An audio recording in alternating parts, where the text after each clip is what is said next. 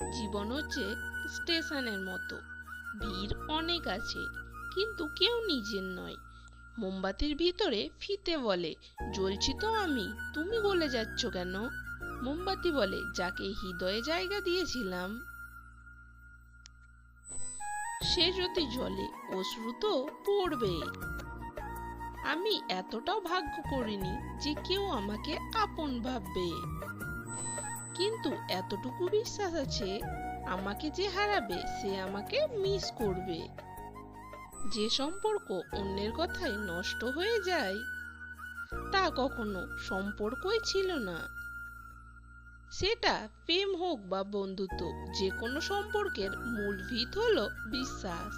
সাপ তার বিষ নিজের দাঁতে রাখে, কুকুর তার বিষ জিহ্বায় রাখে, কাঁকড়া বিছে তার বিষ লেজে রাখে। কিন্তু মানুষ একমাত্র প্রাণী যে কিনা বিষ নিজের অন্তরে রাখে। একজনকে কাঁদিয়ে আর একজনের সাথে ভাবছো সুখে থাকবে? কখনোই পারবে না, বরং ছারখার হয়ে যাবে। এমন কারোর পাল্লায় পড়ে যাবে যে তুমি যতটা কষ্ট দিয়ে রেখেছো তার থেকে দ্বিগুণ কষ্ট তুমি পেয়ে যাবে।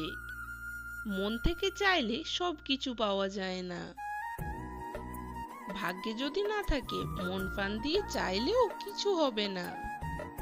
পরিস্থিতি মাঝে মধ্যে আমাদের এমন একটা অবস্থানে দাঁড় করিয়ে দেয়, মেনে নেওয়া ছাড়া আমাদের হাতে আর কিছুই করার থাকে না। জীবনে যদি ঝুঁকি না নেন কখনোই কোনো কিছুর পরিবর্তন হবে না।